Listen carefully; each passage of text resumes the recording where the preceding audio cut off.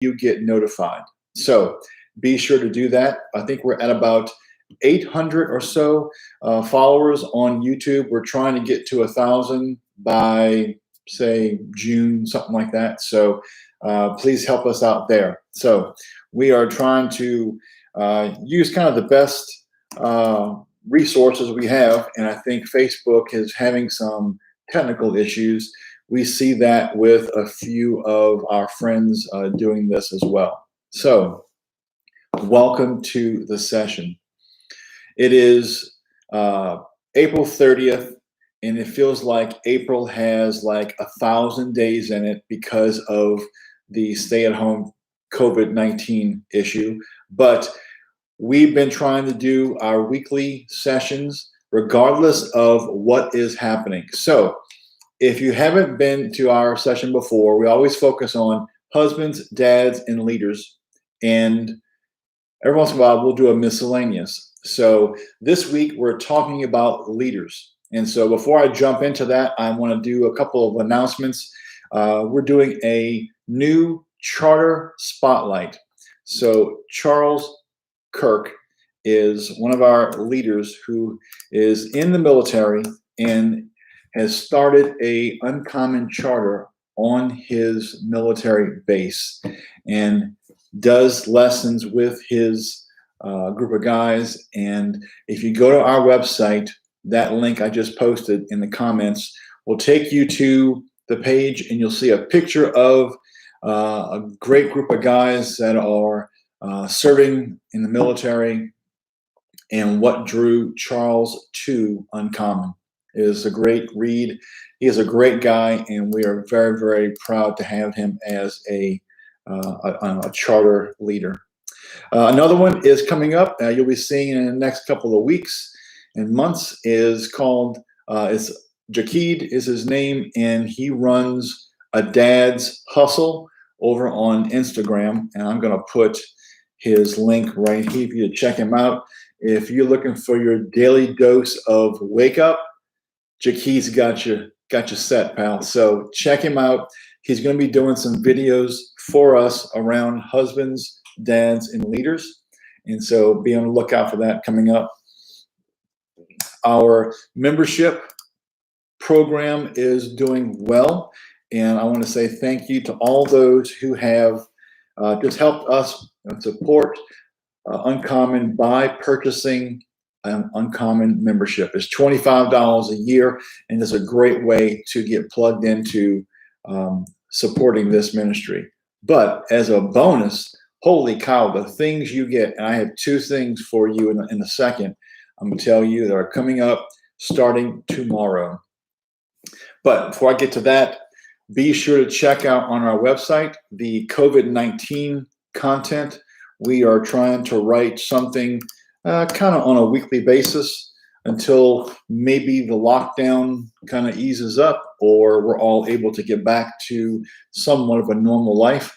And so we have been putting in articles as we complete them, focused around COVID-19 and the role of manhood and family and marriage and parenting and everything in between.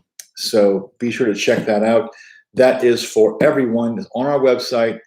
Under the menu, under resources, it's COVID-19. All right.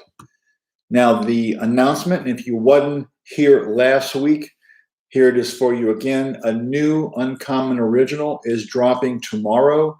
It's called Peace is Possible by Rick Claiborne. He has written a bunch of things for Uncommon over the years, and this one is an Uncommon original. It is simply for members only. So if you want this content, you have to join a membership program to get access to it. Another membership feature that is dropping tomorrow is our prayer wall. You'll be able to log into your membership account, put a prayer request on the wall. Other members, only members, will see that prayer request and can respond back, let you know they're praying for you with a button. Also, we're going to set up some prayer days that we focus on, maybe filling in some blocks of time to pray for our country, our first responders, just our world in general. So that is going to be a nice feature. We get prayer requests from people in general, but this is going to connect all of our members to pray for each other. So those things are dropping tomorrow. Be sure May 1st is tomorrow. All right.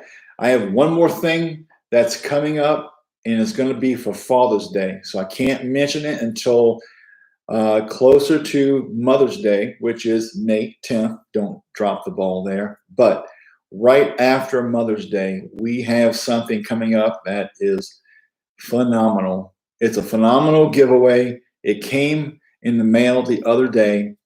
There's a big old box on our stoop, and went and opened it up, and I'm like, look at this. I cannot believe it. I had to share with the team right there what this thing was. It is beautiful.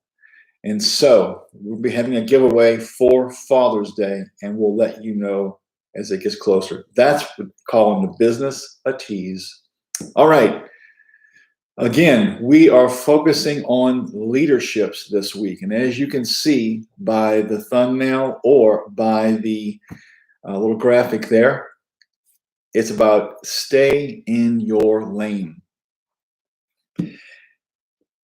So the question I had for our guys this week, on a scale of 1 to 10 of a control freak, what are you? And we've had guys chime in throughout the last couple of days, and some always take some time to think about it. Some just fire off an answer. And so we've had a 2, we've had a 4, a 5, we've had 2 6s, we've had 4 number 7s. That's where yours truly falls into. We've had an 8, and we had 1 10. And I could feel that 10 really wanted to go to 11. He really wanted to go higher. So for me, if you know me, I'm a realist at heart. And so it serves me well with my business and just expectations. If I'm going to lean one way or the other, it's be more optimistic than pessimistic, but I'm a realist at heart. So when leadership comes around, and this has happened with, say, volunteering for, like, I don't know, coaching at a rec league. And there's a bunch of dads and guys standing there, and they say, who would like to coach this team this year? And everybody starts trying not to make eye contact. And then I wait a little bit, and then I'll step up and I will volunteer to do that. I would much rather someone else take the lead than me. But if I have to, I want you to get out of my way then, because you had your chance to lead and you chose not to. Now that I have been convicted to lead, I need you to stay out of my way or come alongside of me and help. And there's a difference, and we're going to talk about that in a second. So again, stay in your lane. If you have a score that you want to share with us, please put it in the comments below. Give us your number and maybe a little bit about that, or just give us your number. So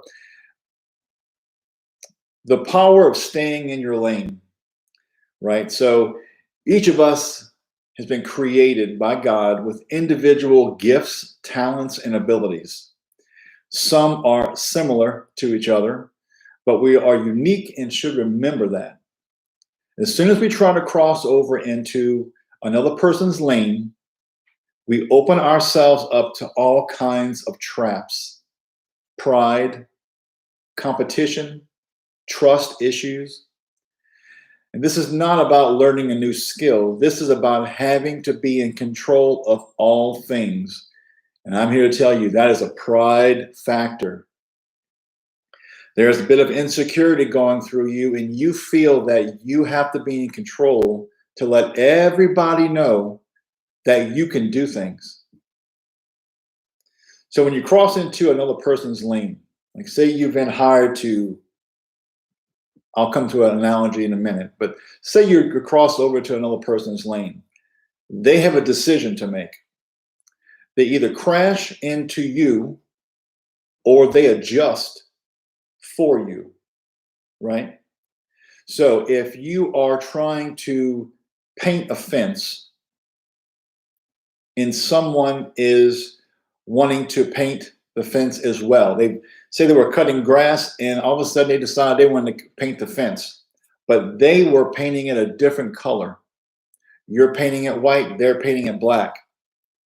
You either have to meet on a board and have some intense fellowship about some black and white paint, or you're going to take a step back and let them paint over what you just painted, or they take a step back and you continue painting. Neither is a great option, right? And who knew the real power of the blinker, right? Staying in your lane when you're driving is an important thing. And if you move over into someone's lane, they don't know you're coming, there's going to be some issues. Probably the way most people drive these days. I know blinker is almost like a spiritual gift in some people, but there is no weakness in staying in your lane. Some even call these experts. So here's our analogy: quarterback and a wide receiver. Obviously, one throws and one catches. Both can probably throw the ball and both can probably catch the ball, but probably don't do both well. They exceed at one or the other. One can't throw and catch at the same time unless you're just throwing it up in the air and catching to yourself. Not very effective when you're playing football. But each one doing their job and staying in their lane can take their game or the team to the next level. It's important for us to recognize what we've been called to do and what we haven't been called to do. We're not talking about growth here, because growth is still growing where God wants you. If God called me to paint that fence white, He is not going to call you to paint that fence black. I can tell you, you're both to be called to paint that fence the same color. That Great Commission did not give two different directives. It did not say go out and make disciples, and it did not say go out and sell cars. It was a Great Commission with one goal. So here are 5 differences that I found of a leader versus a control freak. A leader recognizes talent in others and encourages them to use that talent. A control freak has to have their hands on everything you do. Now, there is no downside to having maybe a mentor, a teacher that's going to help you grow in your skills. But if you are a person that cannot let anyone do their thing the way they are geared to do it, it has to be done your way, or you have to adjust it before it goes out the door, you may be a control freak. A leader understands that some do things differently than they do them. We're in the creative industry, and the way I design is different than other people design. And on our team, they have inspiration and influences that they like. I have mine. I try to see that what is working. Good design has some fundamentals to it. It's irrelevant if that fence is white or black. If the good design has been brought to it, then the fence would probably look good either way. A control freak tends to behave this way out of some form of insecurity. Whether you have not completed enough education in your own eyes, you have not achieved some credentials in your own industry, you have not gotten enough attaboys from people along the way. Something in you tells you that you are not enough, starts to make you turn into a control freak. You want to be in control of that because it makes you feel somewhat successful. A leader is not threatened by other people's talents. And this one is a tough one, right? Say you're playing golf and man, you've been working on your golf game and you are trying to hit 300 yards off the tee.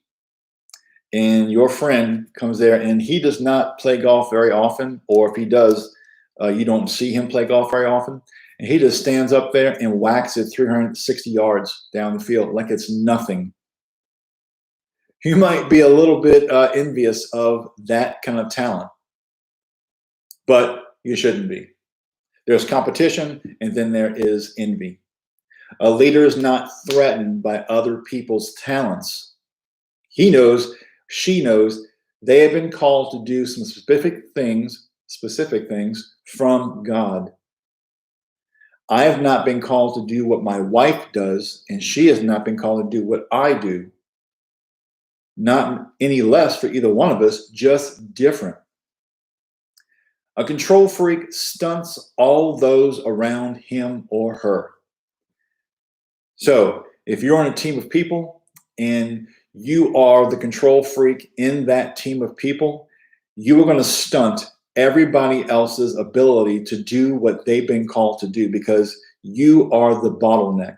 You are the person that has to be accounted for to do something, and it has to be done your way. And what if your way is not the best way? That's what the control freak never fully grasps. They don't care that it may not be the right way as long as it's their way. A leader builds and leads a team. A control freak is usually blinded by their behavior. Rarely does someone know they're a control freak, and the kicker is if they do, they're okay with it. Oh yeah, I'm a control freak, totally. I mean, look at our list of right there. Our number 10, he's like, I like to be in charge of everything. Unfortunately, we have a hard time being in charge of ourselves, let alone everything and all those around us. It is a dangerous thing to be in charge of everything. And finally, a leader understands he himself has to grow. You can't lead people and stay stagnant. You have to lead people by in front, right? Follow me. Let's go together. We are a team with this. I'm the front. I'm the leader. Let's go together. A control freak usually has to be told to stop. I'm assuming this is where the term stay in your lane comes from. You all know them. You probably have them in your life if you're not one of them. You see a person who is constantly trying to be in control. And sometimes you may have playfully said, look, stay in your lane, do your thing, let me do my thing. Usually that bounces off of the control freak. They take it almost like a challenge or ha, ha, ha. No, I want it this way. So it's important to see yourselves with kind of objective eyes, and we don't always do that. And if you look around people giving you input, you may be hearing some truth given to you that you may not respond to or want to hear, but you may be getting some feedback from people telling you to stay in your lane. And there is absolutely nothing wrong with that. So I always pick out some articles that pertain to the session we have each week. And so a couple of these here, I think, tie into this in some fashion. This first one is called, If You Have an Unruly Heart, Repent. I'll put that in the comments below. Another one, How We Speak with Each Other Matters to God. And that's something that the control freak probably does not care about or doesn't even think about when they are throwing their weight around or wanting to control a situation. They may never consider, is God working on another person on my team to help grow them and I'm in their way, or I have not been called to do that? Humbling. Our last article is Share Your Joy and Explain the Game. You know, I could fish for someone and feed them for a day, or I could teach that person to fish and he can feed himself for a lifetime. When I'm trying to lead my team and our business, I don't want to do everything. That's not my calling. I want to do what God wants me to do, and there are people who do other things better than I do. I'd rather be surrounded by smart, motivated, driven people than a bunch of yes men who are trying to just be mimics of me or just be controlled by me. Our devotion we have for this week is redefine leadership. Some of our devotions just are spot on week to week. Speaking of devotions, now we always do this every month. We drop a new devotion on YouVersion, and this month is no less. The only downside is that COVID-19 just crapped all over my idea around this devotion. So May is a month of students finishing up school and college and moving out of their parents' houses and getting married and all that kind of stuff. That's happening in my world and my wife's world right now, or has already happened recently. But May is about transformation of families. Sometimes people are graduating and then moving out of their parents' houses. So empty nests, right? So we developed a new devotion that just dropped today on YouVersion called Empty Nesters. So be on the lookout for that. That is on our website as well as on social media. We just got notified this morning that the plan is live on YouVersion, and it's around the transition from kids being in the house to be out of the house, and what does that mean for the husband and wife.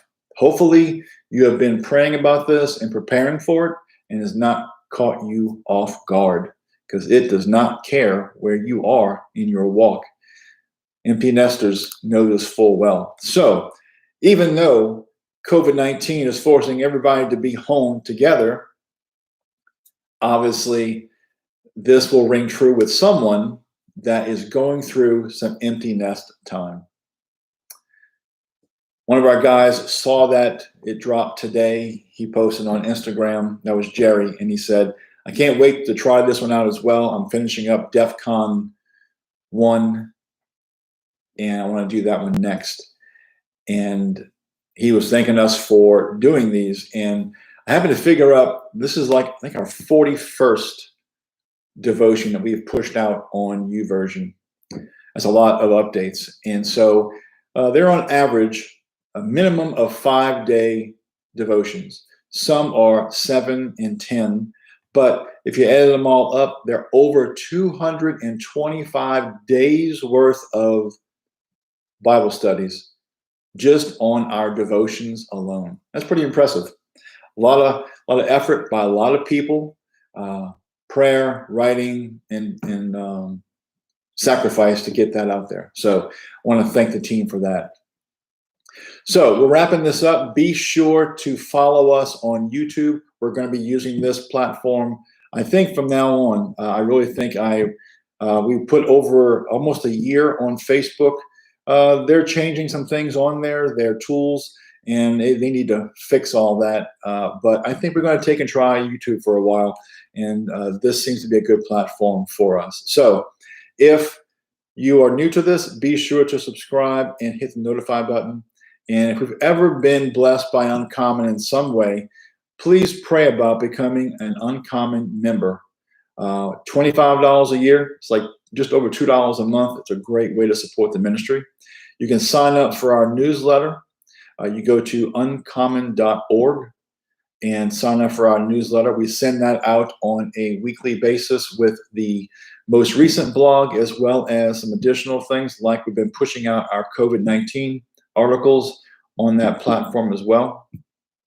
And then you can follow us, obviously, on social media with Facebook, Instagram, and YouTube. That's the big boys. And so I hope everybody is hanging on for dear life, praying about where they are in this lockdown session. We could see there are some glimmers of light at the end of the tunnel here, maybe. Don't just, when you hear the restrictions being lifted, don't do anything silly. There's probably some things that we probably still should not be doing. Be wise about where you go and what you do, even if the lockdown is eased up.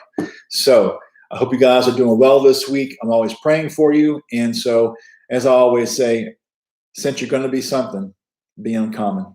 Have a great day, guys.